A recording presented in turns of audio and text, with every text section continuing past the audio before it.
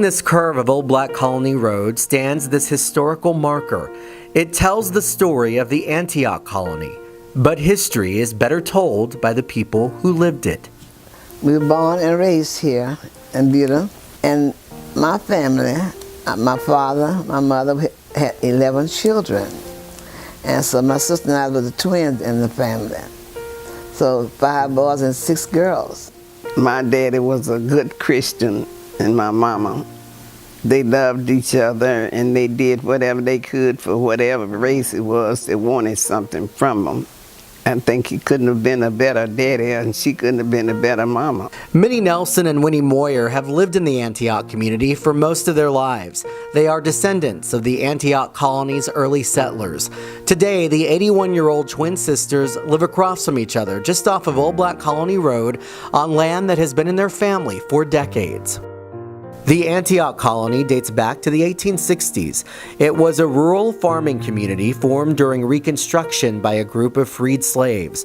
Although freed from slavery, it was still difficult for African Americans to purchase land. In 1859, Joseph F. Rowley, an Anglo businessman, purchased 490 acres along Onion Creek. He began selling the property to former slaves for $5 an acre. In many of the deeds, it was said that African American owners could not sell the property without Rowley's consent. It's believed Rowley did this to protect the new landowners from losing their property. When Rowley moved out of state, the stipulation was rescinded and was filed in Hays County in 1913. George and Emma Harper were one of several families who made up the Antioch Colony. Back in 1948, he bought 10.5 acres, and I was born in July the 29th, 1937. So my father and mother was a farmer. He was a Christian man. They were Christian parents. And wherever he grew, wherever he planted grew. And he was very blessed with farming. And he had cows, horses, everything was raised on the farm. We also had raised sugar cane, corn, cotton. Minnie and her siblings worked hard on the farm, and they were expected to do a little bit of everything. Milking cows, slopping hogs, feeding the chickens,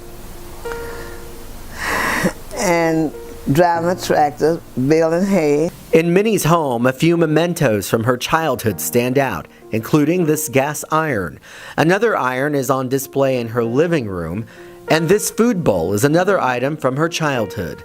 The Antioch Colony provided community for the Harper family. We had quite a few opportunities in doing things and growing. The colony had its own school that used to stand on this property off of Old Black Colony Road. In 1874, Elias and Clarissa Bunton, who were original settlers of Antioch, donated the land for the school. This building here is the future Antioch Church. They had a 2-room school, and one side was the younger children, the other side was the older children. And we had 2 teachers, one for each side, that taught us, and it was a brick school that was built by some of the Mason men in the colony. Due to segregation, students had to go to high school in Austin. Schools in Buda were desegregated in the late 1960s. Church was also a big part of life in the Antioch Colony. They had a Methodist church and a Baptist church, and they would participate with one another. One Sunday be the Baptist program, the next Sunday be the Methodist program. The Antioch Colony was self-reliant. Aside from work purposes, most families had little reason to go into town. There's certain places up there you can come go in, and certain places you couldn't go in. But the white people, my mother worked for them, my daddy worked for them, and they were very kind, intelligent people that we worked for. But I don't know you had some around that acted crazy, But they would come over and buy syrup. They would get the syrup bucket, and they put syrup in it, and they would come over and buy syrup from my dad. We didn't have no problem with them, to an extent.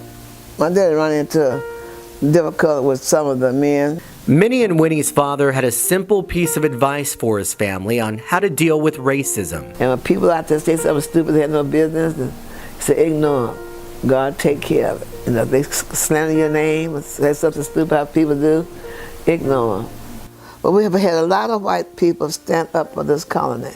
That's why years later, it was disheartening for the Harper family to find out that some of the people who stood up for the colony actually had a very different view. And I was reading in the paper, all the prejudiced people that we communicated with, I didn't realize they were prejudiced. And a lot of people, the residents of Buda, was against desegregation. By the time the 1950s rolled around, many residents started moving away from the colony in search of better employment opportunities, including the Harper family.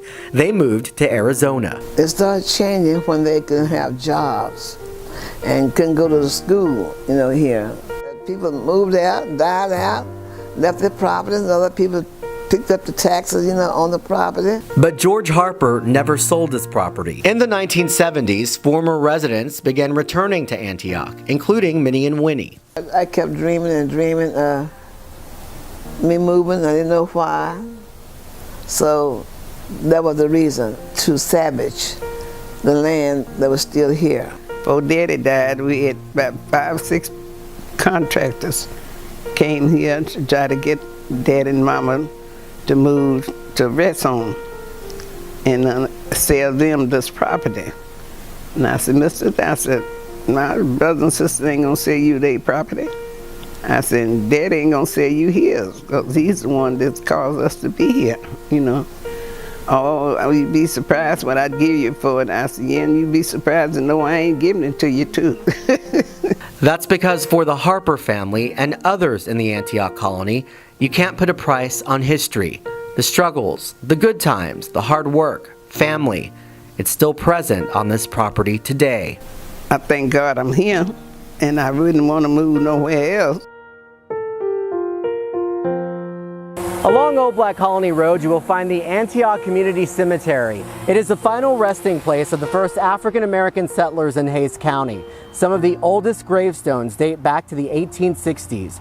George and Emma Harper, Minnie and Winnie's parents, are also buried here.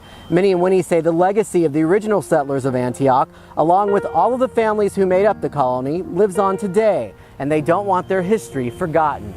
And that means keeping historic names like Old Black Colony Road. How many colonies you have? It's not just say a black colony, because everybody lives here now, you know, but it is the estate of the black colony. So why get rid of it? God didn't put me here to do all these things that I have did and things that I have went through, you know, just to be here. He's watching over us.